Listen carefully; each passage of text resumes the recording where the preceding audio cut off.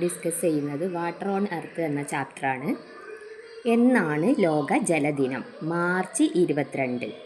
സൗരയുധത്തിലെ ജീവഗ്രഹം എന്ന് പറയുന്നത് ഭൂമിയാണ്. ഭൂമിക്ക് ജലഗ്രഹം എന്ന് പേര് പറയുന്നതിനുള്ള കാരണം ഭൂമിയുടെ വിസ്തൃതിയുടെ 3/4 പങ്കും ജലമായതിനാലാണ് ഭൂമിയെ ജലഗ്രഹം എന്ന് വിളിക്കുന്നത്. നമുക്ക് ഭൂമിയിലെ പ്രധാനപ്പെട്ട ജലസ്രോതസ്സുകൾ ഏതൊക്കെയാണെന്ന് നോക്കാം.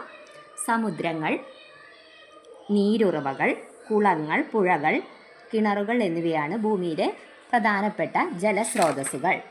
ഭൂമിയിൽ ലവണജലമാണോ ശുദ്ധജലമാണോ ഏറ്റവും കൂടുതൽ? ഭൂമിയിൽ ലവണജലമാണ് ഏറ്റവും കൂടുതൽ. ഏകദേശം 97% എന്താണ്? ഭൂമിയിൽ ലവണജലമാണ്.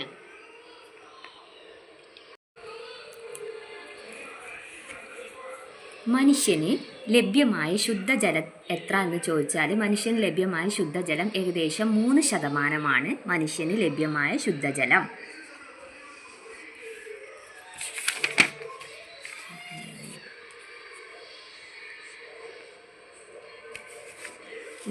എന്താണ് ജലപരിവൃത്തി?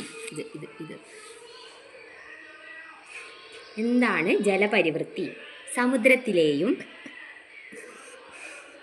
സമുദ്രത്തിലെയും തടാകത്തിലെയും നദികളിലെയും മറ്റു ജലാശയങ്ങളിലെയും ജലം നീരാവിയായി ഉയർന്ന് മേഘമായി മാറുകയും തുടർന്ന് മഴയായി പെയ്തിറങ്ങുകയും ആ ജലം ജലാശയങ്ങളിൽ എത്തിച്ചേരുകയും ചെയ്യുന്ന പ്രക്രിയയാണ്. ഒന്നും കൂടി പറയാം. സമുദ്രത്തിലെ, തടാകത്തിലെ, നദികളിലെ മറ്റ് ജലാശയങ്ങളിലെ എല്ലാ ജലങ്ങളും നീരാവിയായി ഉയർന്ന് മേഘമായി മാറുകയും തുടർന്ന് അത് മഴയായി പെയ്തിറങ്ങുകയും ആ ജലം തുടർന്ന് ജലാശയങ്ങളിൽ എത്തിച്ചേരുകയും ചെയ്യുന്ന പ്രവൃത്തിയാണ് ജലപരിവൃത്തി.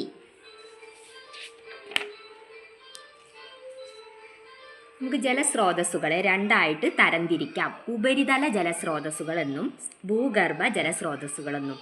ഉപരിതല ജലസ്രോതസ്സുകൾക്ക് ഉദാഹരണമാണ് സമുദ്രങ്ങൾ, നദികൾ, തടാകങ്ങൾ, കായലുകൾ. എന്നാൽ ഭൂഗർഭ ജലസ്രോതസ്സുകൾക്ക് ഉദാഹരണമാണ് കിണർ, കുളം, കുഴൽക്കിണർ.